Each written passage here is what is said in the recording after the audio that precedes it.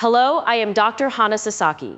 If you're watching this right now, there's a good chance you or someone you love has felt that sudden, heart-stopping moment of ending up on the floor. Maybe you reached a little too far for something on a high shelf, or perhaps your foot caught the edge of a familiar rug you've walked over 1,000 times. That rush of fear is so human. We immediately worry about broken bones, but there's often a quieter, deeper fear right behind it. What if I can't get back up? What if I'm stuck here alone? Many of us grew up believing we should either bounce right back up like nothing happened, or that we're completely helpless and have to wait for someone to find us. Both of those beliefs can create more problems than the fall itself.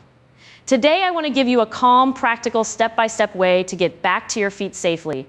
This is a skill that needs no special equipment, no heroic strength, and absolutely no panic. The real secret isn't about how strong your legs are. It's about keeping your nervous system steady and making one simple shift with your center of gravity that most people never learn. That single change can be the difference between struggling on the floor for a long time and standing up in under a minute, feeling in control again.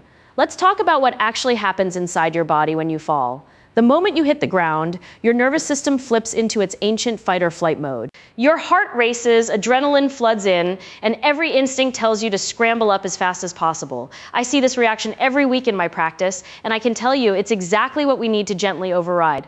From a medical point of view, a fall is both a physical event and a neurological one.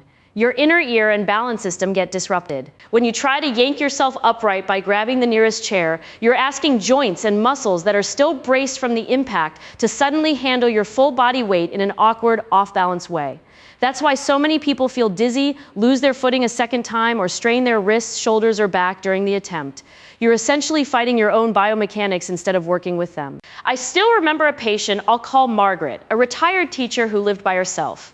She had a small slip in her kitchen and panicked. She grabbed the oven door handle to pull herself up and ended up with a severe back strain that kept her down for 3 full days. The original fall hadn't even fractured a bone. What stayed with her most wasn't the pain. It was the terror of thinking she might be stuck there. I hear versions of this story far too often. Here's something I want you to hear clearly. Once you're on the floor, the danger of falling further is over. The ground is actually the most stable place you can be.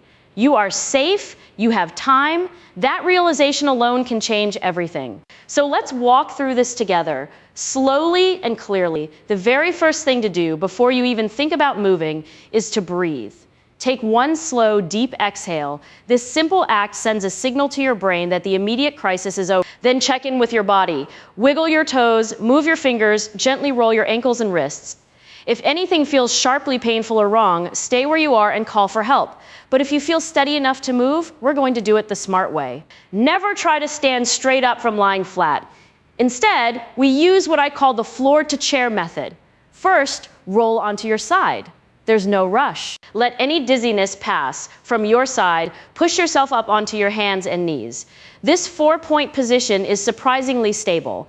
It's much easier to balance here than trying to stand on 2 feet right away. Now crawl. Don't walk on your knees over to a sturdy piece of furniture. Look for a heavy couch, a solid armchair, or a dining chair that won't slide.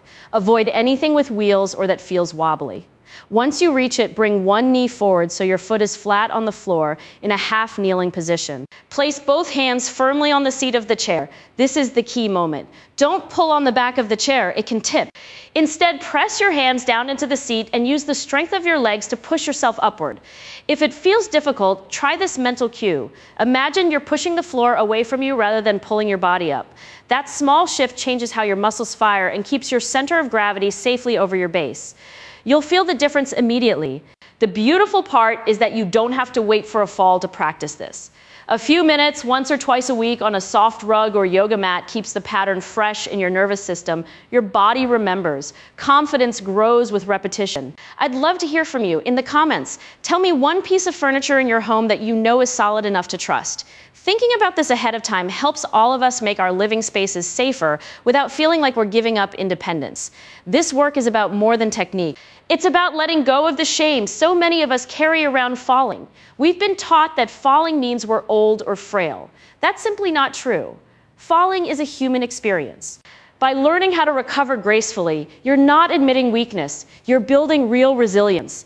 And when fear fades, something wonderful happens.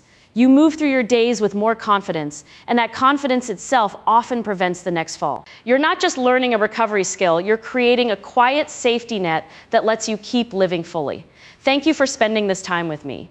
My deepest hope is that you never need this information, but if you ever find yourself on the floor, I want you to remember, your breath is your first and best tool. The ground is stable. You have time. Trust the process, stay present in your body, and rise when you're ready. If this video gave you a sense of calm and clarity, please share it with a friend or family member. We look out for each other as we move through the years. A little knowledge really can be a lifesaver.